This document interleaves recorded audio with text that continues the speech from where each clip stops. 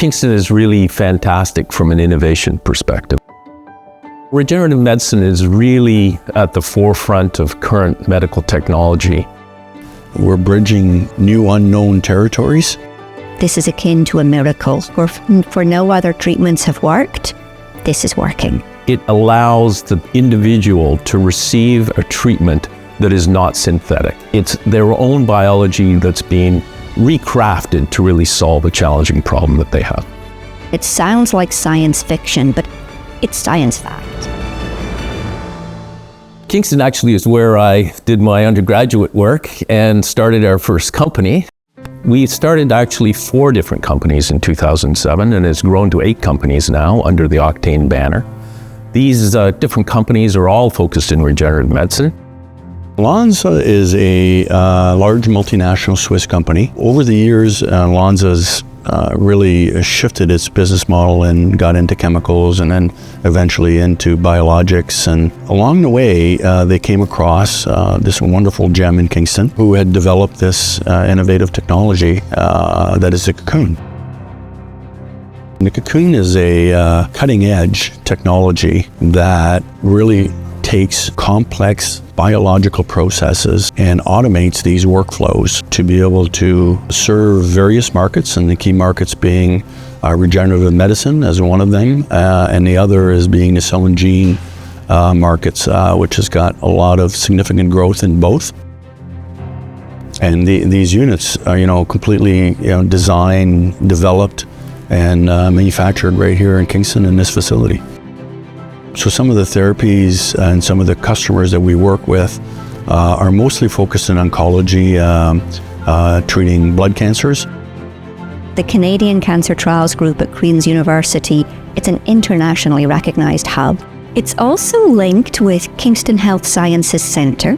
We have an accredited stem cell transplant program. Kingston Health Sciences Centre does kidney transplant, robotic surgery. It's a cool place for patient care. CAR T-cell therapy is a brand new way of treating patients with cancer. The current standard of care for the existing CAR T-cell products is the patient's blood cells are flown down to the United States and they are engineered to make them recognize the patient's cancer. Then they're multiplied to create billions of cells, flown back to the patient's hospital, where they're reinfused back into the body. A big part of our focus, not our sole focus, but a big part is an autologous cell therapies. So this, hospital type point of care model is really advantageous for that. Going from a centralized one Tylenol for everybody, where it becomes really personal, where you're able to, in some cases, cure and affect the patient's outcome. Our ability to be able to attract top talent to this region has been second to none within, not just Lonza, but within the life science industry in general. And so people actually seek us out. I chose to come here. I think it's a really great place. You can probably tell by the accent. I grew up in Ireland, did a lot of my training in Scotland, and I specifically sought Kingston out as a place to come and learn how to do clinical trial research.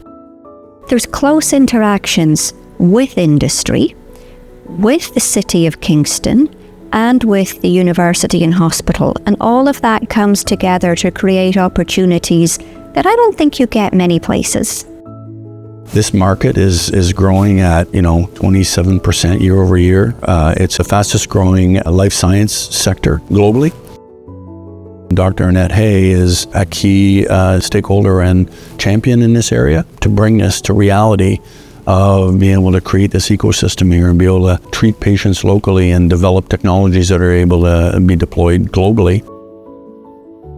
The company has to fundamentally enable people to grow in their interests and to pursue their true kind of work skills, if you will. And we really foster that. We give people lots of opportunity to be creative and to follow their vision on how different technologies, products, and manufacturing can be implemented. It's been a real privilege to be able to be right at the cutting edge of this in blood cancers. I'm excited about seeing it go even further to other types of cancers beyond blood cancers, to infections, things like HIV, and to autoimmune diseases, things like lupus. Because if we can figure out how to make this accessible and affordable in blood cancers, well, then this can go much, much farther to many other people in need.